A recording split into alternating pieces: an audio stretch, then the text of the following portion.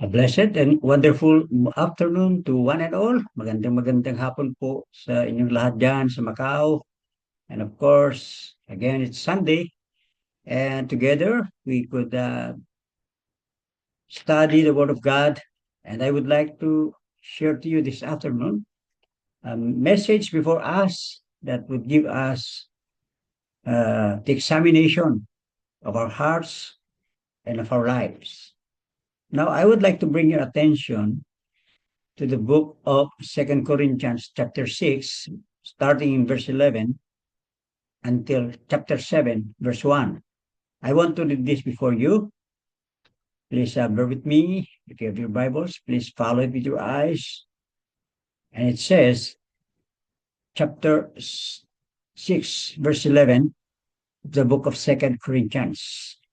It says, O ye Corinthians, our mouth is open unto you. Our heart is enlarged. You are not straitened in us, but you are straitened in your own bowels. Now for a recompense in the same, I speak as unto my children, be ye also enlarged. Be ye not unequally yoked together with unbelievers. For what fellowship hath righteousness with unrighteousness? And what communion hath light with darkness? And what concord hath Christ with Belial? Or what part hath he disbelieved with an infidel? And what agreement hath the temple of God with idols? For you are the temple of the living God. As God had said, I will dwell in them and walk in them, and I will be their God, and they shall be my people. Wherefore come out from among them, and be separate, saith the Lord, and touch not unclean thing, and I will receive you. And will be a father unto you, and you shall be my sons and daughters, saith the Lord. So may God bless the reading of His word. Heavenly Father, we thank you once again, Lord, for this wonderful day. You have been so good to us for the week that it passed. I know, Lord, you have plans in our life that you could always consider that you alone knows what's the plan for us. So bless these words in our hearts and may we examine ourselves in the light of God's word. This is our prayer in Christ's name. Amen. Yes, of course, this day, I would like to bring your attention with this message where Paul had been using this style of writing in a masteral way, or sometimes being used in those who had been in study, in a depth study of their courses. And they will go through what we call a very simple writing. So Paul is using this for us to delve deeper into the meaning of this message. So I would entitle this message for us, Changes that Make a Difference. May mga pagbabago sa ating buhay na ito po'y nakapagbibigay ng totoong uh, distansya o sinatawag natin agwat sa pagiging kung sino tayo noon at binago tayo sa ngayon. Changes that make a great difference. So, if you look at this, we always wanted to have a meaningful life. But how can it be to have a meaningful life? Our relationship to God does not depend upon the changing feelings of our heart or the pendulum of our moods. God is greater than our hearts. So we must investigate ourselves whether there was any changes in our Christian life. Ang relasyon po natin sa Diyos ay hindi nakadepende yan. Kung ano yung feelings mo, ano yung nararamdaman mo, ano yung mood mo. No? Hindi po yung parang pintuan na sometimes nagsasara, na sometimes nag-o-open. Hindi po ganoon yung relasyon natin sa Diyos. No? Panatilihin natin na yung relasyon natin sa Diyos ay relasyon na mula nang ikaw ay nakakilala sa Panginoon, nang ikaw ay lumapit sa Panginoon, nang ikaw ay nagkaroon ng relasyon sa ating Panginoon, there is a real change in your life. And that is greater than what is in our hearts. So, let us take a look of what Paul is pleading for us. Tignan po natin kung ano po yung uh, inilalapit ni Apostol Pablo po sa atin ngayong araw na ito. And you alone could determine and examine yourself. What does Apostle Paul wants me to see within myself? So, as I've said, Paul had wrote this in a style of having a master's degree or a doctoral degree. The first thing that we look at it is the problem. We call this the thesis. The thesis is an idea or theory that is expressed as a statement and is discussed in a logical way. Sometimes it's a long piece of writing based on research or idea. We call this the PhD or the masteral or the master degrees.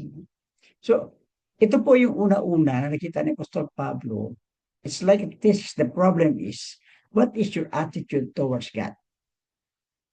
So, change your attitude towards God. Tignan po muna natin yung personality ni Apostol Pablo in verse 11. Ano po yung sinabi ni Apostol Pablo in verse 11? Ito po yung sinabi niya. O ye Corinthians. You look how honest is Apostle Paul to the Corinthian people because this is the thesis of Apostle Paul. Ito po yung nakita niyang problema. The relationship of the people to God. Sabi ni Apostol Pablo, it is with the relationship nga, si Apostol Pablo ay naging honest sa kanila. Sabi niya, in verse 11, Apostle Paul says, O ye Corinthians, our mouth is open unto you, our heart is enlarged. Mahal po ni Apostol Pablo sila. Ang aming mga bibig, ang aming lips, ang aming bunganga, ay nakita niyo open sa inyo at ini-address ko anong problema sa inyo. Our mouth is open to speak frankly, honestly before you. Alam mo, ito po napakaganda. Na tayo po ay, huwag po tayong nahihiya. Kung alam po natin na ito po kasalanan, kung alam po natin na ito po hindi maganda yung magiging kahihinatnan sa isang tao, be open, be honest to them, tell them, atakin mo siya sa isang sulok. Kausapin mo in a very loving way, in a nice way. Kapatid, sabihin mo sa kanya, pero sana ako sabihin sa Diyos, sana wag ka magagalit. Kasi ayaw ko na ikaw ay mapapahiya. Ayaw ko na ikaw ay ganito mangyayari sa iyo. Open and speak frankly unto them. Because si Apostle Paul, ganyan po siya, ka-honest, kaprangka sa kanyang mga kakilala, sa kanyang mahal sa buhay. And Apostle Paul wanted to enlarge their hearts. So he is open to speak frankly so that their heart will be enlarged, to increase its capacity for sympathy and understanding. Ano mo? Sabi kasabihan na tayo, open rebuke is better than secret love. At ang napakaganda, when you tell them honestly the truth about it, is that the truth shall set you free. So, ito po yung ginawa ni Apostol Pablo. And then verse 12, sabi pa nga niya, you are not strengthened in us, but you are strengthened in your own bowels. Ito po kayong kahirapan sa inyo eh. Ito po yung sinasabi po natin, people's pretense. No? Hypocrite. Sad to say, nalulungkot po ako. Na marami po ngayong Kristiyano, lahat din ng simbahan, andyan na lahat sila, pero walang pagbabago yung kanilang buhay. Alam mo, masakit sabihin. Pero kung minsan, kung hindi natin sila pagsabihan ng tama, Kung hindi natin sila i-review, na tayo po ay tumatayo sa katotohanan, alam po natin ano yung gusto ng Panginoon para sa atin, huwag po natin pagkait sa kanila yung dapat nilang malaman upang sa ganon, yung kanilang buhay ay maging matuwid sa harap ng Diyos. But here are the people's pretense in verse 12. Sabi niya, hindi kayo matuwid. Kayo ay naging matuwid sa inyong pinaniniwalaan. Their heart had been enlarged with what they know about themselves, about their thinking, about their hearts. But Apostle Paul wanted to increase their capacity for sympathy and understanding of what they are. But still the people are just playing pretense. Alam mo yung kanta, sabi ng kanta, oh yes, I'm a great pretender. Yan po yung team song na may hypocrite. Ano po? And the word there being used na hindi matuwid yung kanilang pamumuhay, sabi na, ye are straightened in your own bowels. Bowels here means the heartfelt compassion. They go after their own lust. And Paul is begging, please enlarge the capacity of your understanding, knowing what is true, knowing what is just, knowing what is better for you. Very simple. Walk worthy. Walk worthy. Lumakad ka na matuwid. Gamitin mo kung ano yung nalalaman mo. Walk worthy. Sana may pagkatapos sa Diyos. Walk worthy. Ano man yung kinasasablakan mo, ano man yung pamumuhay mo, ano man yung trabaho mo, ikaw man ay janitor, ikaw man ay katulong, ikaw man ay gwardiya, ikaw man ay nasa hotel, sabi niya, gawin mo lang yung tama sa trabaho mo. Walk worthy before the vocation you are called with. Yes. Sometimes nakakalimutan natin yung totoo, yung katotohanan. And we go beyond our own understanding. Ang iniintindi natin puro I myself, not knowing that God is always there watching over us. And Paul is begging before the people of the Corinthian people to enlarge their knowing and understanding so they may know the reality of their life. Enlarge your heart. Walk worthy before the Lord. Yun po yung naging problema. So ano kailangan dyan? Kung ano, ganun po yung kanilang mga pinaninindigan nila sa kanilang pamumuhay. Very simple ang thesis na Apostol Pablo. Dahil yan, yung kanilang mga kamalian. Dahil yan, yung binigyan pansin ni Apostol Pablo. And he lets his mouth wide open to speak frankly and honestly about their lifestyle. So ano ba? Change your attitude towards God. Baguhin mo yung attitude mo sa ating Panginoon. Because sometimes, God for us is not like an emergency for us. God for us sometimes is just a God in whom we don't give the priority. God sometimes for us is just a God who is not the first place in our heart. So better change your attitude towards God. Na ito po yung kailangan natin gawin. Huwag po natin, kung alam po natin katotohanan, kung ikaw ay namumuhay na may pagkatakot sa Diyos, namumuhay ka ano yung tama, sabihin mo, ang iyong kapatid, ang iyong anak, ang iyong pamangkin, ang iyong kapatid, ang iyong nanay, even whoever is it, just them honestly what is good for them. It is because Panginoon ang kasama mo pag nagre-review ka. You pray first and then kausapin mo maigi. And that's the first begging of Apostle Paul. The style of thesis in which he saw is that they must change their attitude towards God. Secondly, as Apostle Paul saw, making that phrase or making that thesis in a long writing, changing their attitude towards God. Now, the antithesis, ito kasi pangyayari, kaya nga napapalayo yung mga tao sa Diyos. Nakita rin ng Apostol Pablo ano yung nasa kanilang pagkatao. So they have to change their attitude towards God. Now, nakita niya kung lalong kaano lumalim the antithesis na kung sana ay gagawin nila ito, the exact opposite.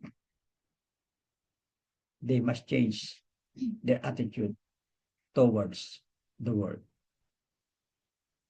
Yung mundo ginagagalawan natin, tulad ng sinasabi ko po sa inyo, there are three avenues in this world that sometimes it's hard to get away. The lust of the flesh, the pride of life, and the lust of the eye. Tatlo po yan. And here is the argument of Apostle Paul. Okay, verse 14, 16. You know? Ito yung nakita niya. Ano sabi niya? Be ye not unequally yoked together with unbelievers. For what fellowship hath righteousness with unrighteousness, and what communion hath light with darkness? Very simple. Paul's argument with the people today, yesterday, today, now, and at presently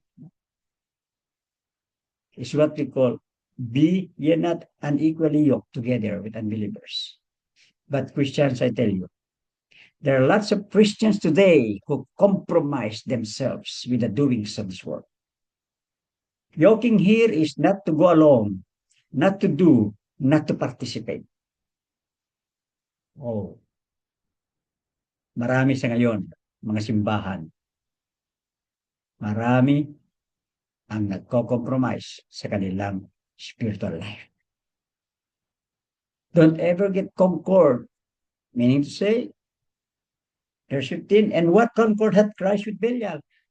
Ano yung nakita po natin sa ating Diyos na dapat po natin na layuan yung gawain ng mundo. Don't ever try to conquer your spiritual life with the world. Don't put your spiritual life in agreement sa mundo. Para minsan yung Kristiyano kasi yung ginagawa natin eh. Okay, andyan ako po Sunday. Pero please, wag lang kunin yung Monday hanggang Saturday ko. And then you're trying now to make a MOA with the world. Kasi ngayon, kinagagalawan natin, pag gusto mo ma-attach sa isang kumpanya, kailangan may MOA. Memorandum of Agreement. Is your Christian life, is your spiritual life have MOA with the world? May Memorandum of Agreement ka ba sa ating mundo? It must not be. Don't any play concord or state of peaceful agreement with the world. Akala mo gagawin mo yun, no? Because Belial here na sinasabi, and what concorded Christ with Belial? Belial is worthlessness, wickedness, and shame. Then po yung nangyayari ngayon sa atin. Dito sa babaw ng mundo. And there's infidel. So many infidels. No? Other religion or no religion, and we call that atheists. So don't ever play the role to be in concord with this world. Your agreement of God before us. Baka ito po yung nakakasira sa atin minsan. In verse 16, sabi niya, and what agreement had the temple of God with idols? For you are the temple of the living God. As God had said, I will dwell in them and walk in them, and I will be their God, and they shall be my people. Ito po sana yung agreement natin sa Diyos. The agreement of God before us is the three I's. Anong tatlong I na yan? I will dwell in you. I will reside and stay and live in you. Sabi ni verse 16, I will walk with you. And as He walks with us, He guides us. He directs us into the right path. And napakaganda when you change your attitude towards the world. I will be your God. And this is your relationship assurance that God will dwell in you, will walk with you, and He will guide you, and He will be your God. That's a great assurance for us. So ito po dapat yung gawin po natin. Change your attitude towards the world. Baguhin mo yung attitude mo, baguhin mo yung pakikisama mo, baguhin mo yung pagtingin mo sa mundo. Dahil kung mundo ang humahatak sa iyo at hinatak ka ng mundo, napapamundo ka. Ito po yung argument ni Apostol Pablo. Dahil nakikita ng dami ngayon, not only in the past, during the days of Apostle Paul, much has been doing the damage into the Christian family today. That is shocking. Alam mo yung pinaka malungkot sa yoking nito? Yung isang Kristiyano na mapapangasawa niya ay unbeliever. Bakit? Kasi kung minsan, alam mo, rason pa ng mga Kristiyano, ay, siya nagiging inasawa ko dahil kahit hindi siya Kristiyano, gusto ko kasi siya maligtas din. No, that's not the reason. Hindi yan reason. Hindi compromise ka. See to it first. Kung gusto mo siya magiging kabiyak ng puso, see to it first that he or she will be saved. O baka naman dadarating sa punto na tumanggap lang siya, naging ligtas lang siya dahil mahal ka niya. Kung minsan, dito po tayo kasi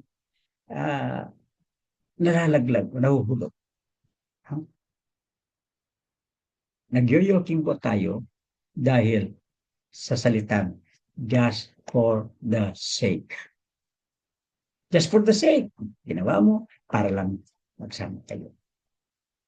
Parang ganun lang nangyari. No? Ano yung kinalabasan? You have conquered. You have believed in Belial. But please, ang dapat napasansan ito, change your attitude towards the world. Don't ever try to compromise yourself in the doings of this world, in which we know it is against the will of God. Tanda po natin ang 3 eyes. God will dwell in you. If you think about God, with your relationship, He will reside in your life, in your heart. He will walk with you and guide you wherever you go. And He will be your God forever. That's the relationship assurance.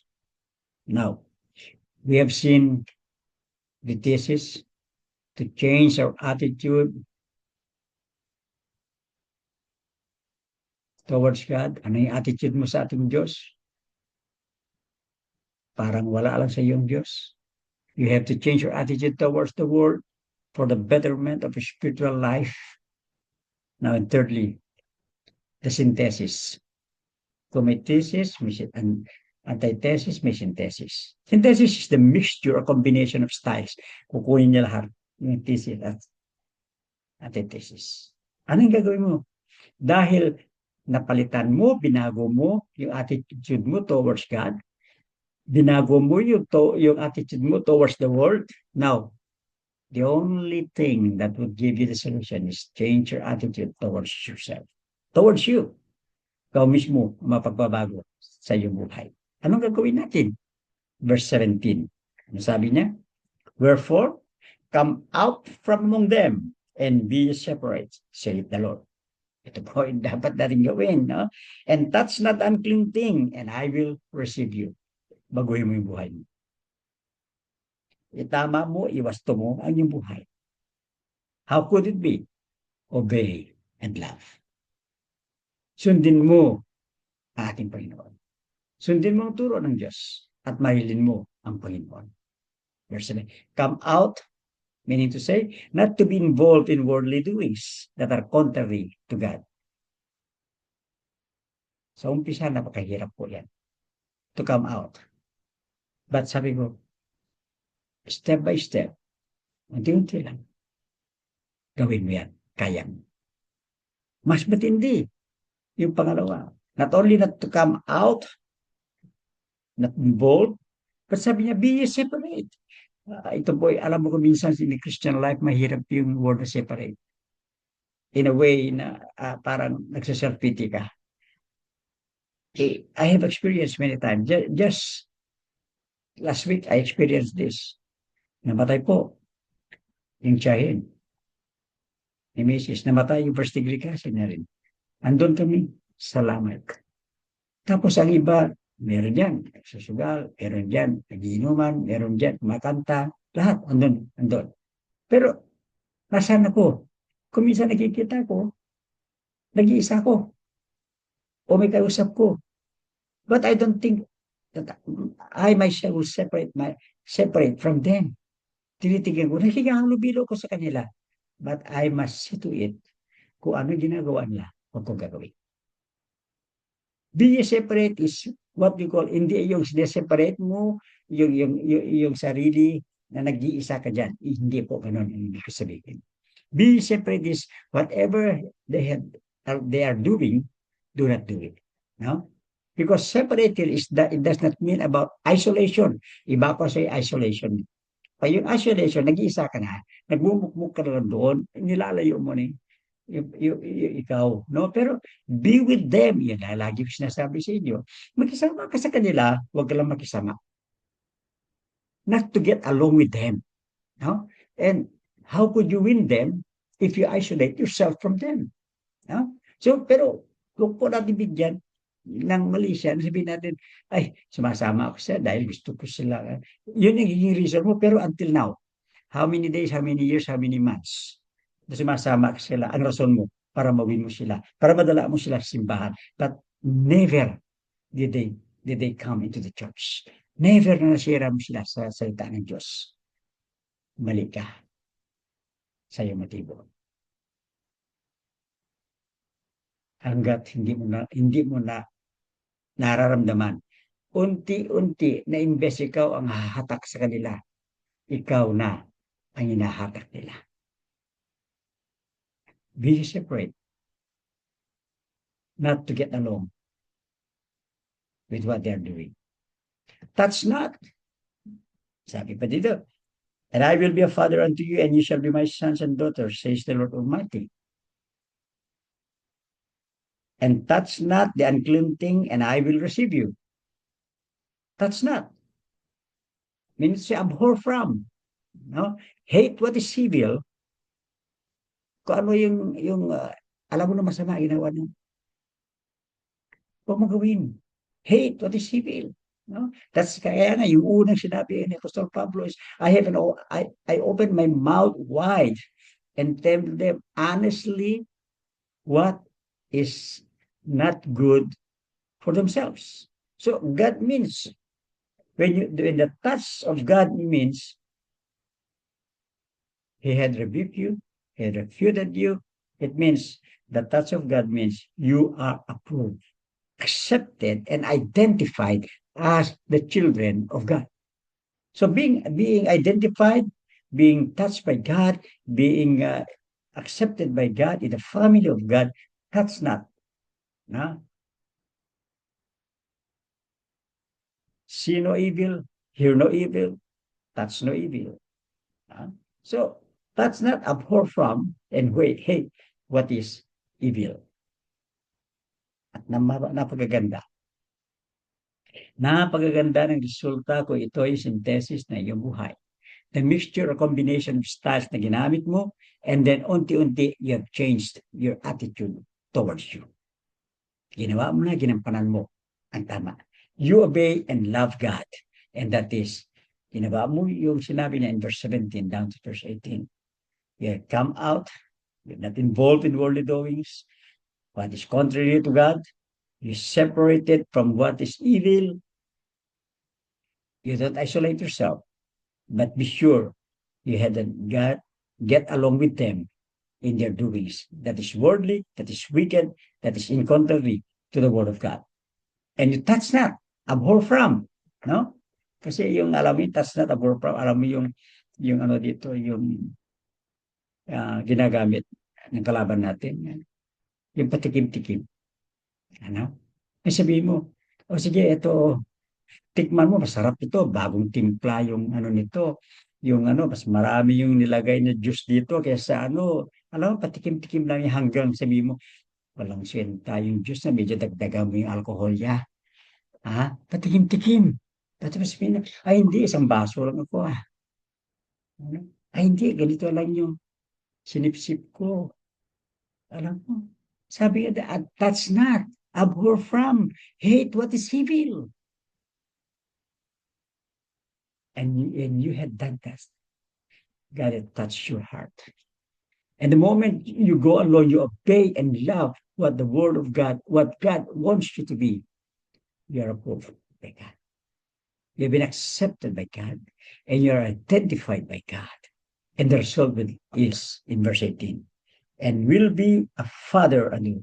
God received you, and he will be your father, and you will be his sons and daughters, saith the Lord Almighty. God will embrace you. And now you become the sons of God. So meaning to say, you have come out from them and you have a relationship with God. So you have changed your attitude towards you and you yourself. And that ends up in a relationship with God. So yun po yung nais ng Apostol Pablo na ipabatid, ipadama sa atin, na saliksikin po natin ang ating mismo pamumuhay. Have we changed? Was there a great change in our life? Yan po yung nais niya. And with this, I want to share to you. In closing, with this conclusion, there's nothing to lose. Walang mawawa sa layo kung baguhin mo your attitude towards God, your attitude towards the world, and your attitude towards you yourself. There's nothing to lose. You have found the strongest signal, the strongest network, uninterrupted in your life. It will never go back down.